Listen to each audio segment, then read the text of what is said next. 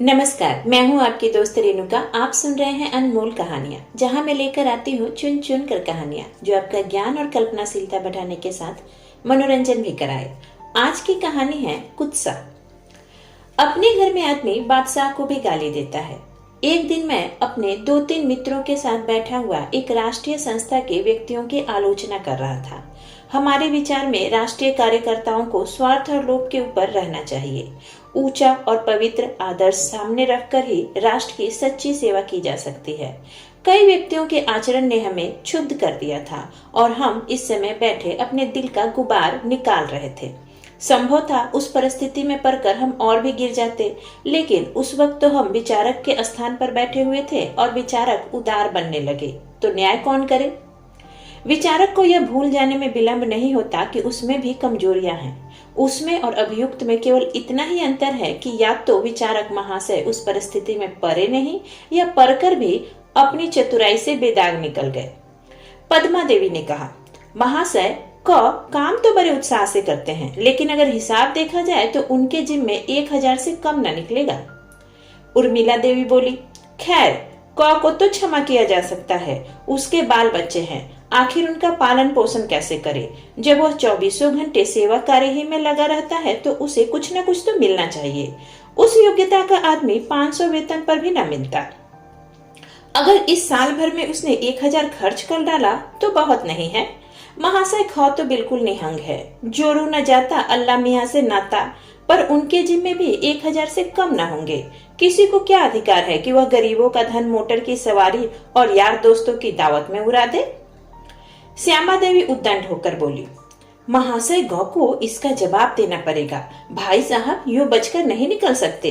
हम लोग भिक्षा मांग मांग कर पैसे लाते हैं, इसलिए कि यार दोस्तों की दावतें हो, शराबे उड़ाई जाए और मुजरे देखे जाए। रोज सिनेमा की सैर होती है। गरीबों का धन यूं उड़ाने के लिए नहीं है। यहाँ पाई पाई का लेखा समझना पड़ेगा। मैं भरी सभा में रगे दूंगी। उन्हें जहाँ 500 वेतन मिलता हो वहाँ चले जाए। राष्ट्र के सेवक बहुतेरे निकल आएंगे।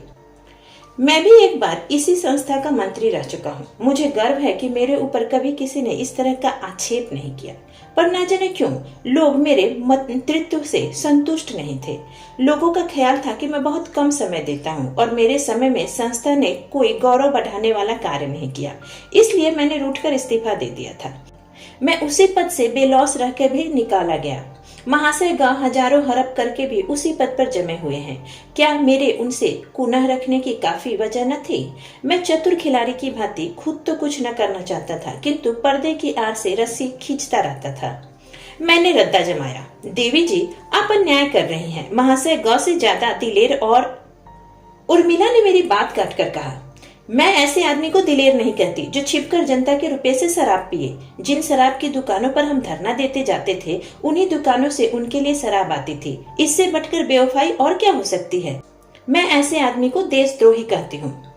मैंने और खींची, लेकिन यह तो तुम भी मानती हो कि महाशय गौ केवल अपने प्रभाव से हजारों रुपए चंदा वसूल कर लाते हैं। बिलायती कपड़े को रोकने का उन्हें जितना श्रेय दिया जाए थोड़ा है। उर्मिला देवी कब मानने वाली थी, बोली, उन्हें चंदे इस संस्था के नाम पर मिलते हैं। व्यक्तिगत रूप से एक धेला भी लावे तो कहूँ। रहा बिलायती कपड़ा, जनता नामों को पूछती है और महाशय की तारीफें हो रही हैं, पर सच पूछिए तो यह श्रेय हमें मिलना चाहिए। वो तो कभी किसी दुकान पर गए भी नहीं। आज सारे शहर में इस बात की चर्चा हो रही है। जहाँ चंदा मांगने जाओ वहीं लोग यही आक्षेप करने लगते हैं। किस किस का मुंह बंद कीजिएगा। आप बनते तो हैं जाति के सेवक, मगर आचरण ऐसा कि सौदों कभी ना होगा। देश का उद्धार ऐसे विलासियों के हाथों नहीं हो सकता, उसके लिए त्याग होना चाहिए। यही आलोचनाएं हो रही थी कि एक दूसरी देवी आई, भगवती। बेचारी चंदा मांगने आई थी, थकी मांदी चली आ रही थी। यहाँ जो पंचायत देखी तो रम गई। उनके साथ उनकी बालिका भी थी, कोई 10 साल उम्र होगी। इन कामों में बराबर माँ के साथ रहती थी। उसे जोर की भूख लगी हुई थी। घर की कुंजी भी भगवती देवी के पास थी। पति देव दफ्तर से आ गए होंगे, घर का खुलना भी जरूरी था, इसलिए मैंने बालिका को उसके घर पहुंचाने की सेवा स्वीकार की। कुछ दूर चलकर बालिका ने कहा, आपको मालूम है महाशय गौ शराब पीते हैं। मैं इस आक्षेप का समर्थन न कर सका। भोली भाली बालिका के हृदय में कटुता, द्वेष और प्रपंच का विष बोना मेरी ईर्ष्यालु प्रकृति को भी रुचिकर न जान पड़ा। जहाँ कोमलता और सारल्य, विश्वास और माधुर्य का राज्य होना चाहिए, वहाँ कुत्सा और क्षुद्रता का मर्यादित होना कौन पसंद करेगा? देवता के गले में कांटों की माला कौन पहनाएगा? मैंने पूछा, तुमसे किसने कहा कि महाशय गौ शराब पीते हैं? वाह, पीते ही हैं, आप क्या जाने? तुम्हें कैसे मालूम हुआ? सारे शहर के लोग कह रहे हैं। शहर वाले झूठ बोल रहे हैं। बालिका ने मेरी ओर अविश्वास की आंखों से देखा। शायद वह समझी मैं भी महाशय ग के ही भाई बंदों में हूँ। आप कह सकते हैं महाशय ग शराब नहीं पीते? हाँ, वो कभी शराब नहीं पीते। और महाशय कौक ने जनता के रुपये भी नहीं उड़ाए? वह भी असत्य है।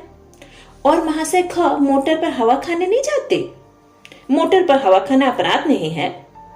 अपराध नहीं है राजाओं के लिए, रईसों के लिए, अफसरों के लिए, जो जनता का खून चूसते हैं, देशभक्ति का दम भरने वालों के लिए वो बहुत बड़ा अपराध है। लेकिन यह तो सोचो, इन लोगों को कितना दौड़ना पड़ता है। पैदल कहाँ तक दौड़े? पैर गाड़ी पर तो चल सकते हैं। यह कुछ बात नहीं है। ये लोग शान दिखाना चाहते हैं, जिसमें लोग समझे कि अब भी बहुत बड़े आदमी हैं। हमारी संस्था गरीबों की संस्था है। यहाँ मोटर पर उसी वक्त बैठना चाहिए जब और किसी तरह काम ही न चल सके। और शराबियों के लिए तो यहाँ स्थान ही न होना चाहिए। आप तो चंदे मांगने जाते नहीं। हमें कितना लज्जित होना पड़ता है, आपको क्या मालूम? मैंने गंभीर होकर कहा, तुम्हें लोगों से कह देना चाहिए कि यह सरासर गलत है। हम और तुम इस संस्था के शुभ चिंतक हैं। हमें अपने कार्यकर्ताओं का अपमान करना उचित नहीं। हमें तो इतना ही देखना चाहिए कि वे हमारी कितनी सेवा करते हैं। मैं यह नहीं कहता कि क ख ग में बुराइयां नहीं है। संसार में ऐसा कौन है जिसमें बुराइयां न हो, लेकिन बुराइयों के मुकाबले में उनमें गुण कितने हैं यह तो देखो। हम सभी स्वार्थ पर जान देते हैं, मकान बनाते हैं, जायदाद खरीदते हैं, और कुछ नहीं तो आराम से घर में सोते हैं। ये बेचारे 24 घंटे देश हित की फिक्र में डूबे रहते हैं। तीनों ही साल साल भर की सजा काटकर कई महीने हुए लौटे हैं। तीनों ही के उद्योग से अस्पताल और पुस्तकालय खुले। इन्हीं वीरों ने आंदोलन करके किसानों का लगान कम कराया। अगर इन्हें शराब पीना और धन कमाना होता तो इस क्षेत्र में आते ही क्यों? बालिका ने विचारपूर्ण दृष्टि से मुझे देखा, फिर बोली, यह बतलाइए महाशय गौ शराब पीते हैं या नहीं? मैंने निश्चय पूर्वक कहा, नहीं, जो कहता है वो झूठ बोलता है। भगवती देवी का मकान आ गया। बालिका चली गई। मैं आज झूठ बोलकर जितना प्रसन्न था उतना कभी सच बोलकर भी न हुआ था। मैंने बालिका के निर्मल हृदय को कुत्सा के पंख में गिरने से बचा लिया था। इसी के साथ मैं आपसे विदा लेती हूँ। फिर मिलूंगी एक नई कहानी के साथ। तब तक आशा करती हूँ कि आप कहानियां सुनते रहेंगे और करना नहीं भूलेंगे लाइक, शेयर एंड सब्सक्राइब।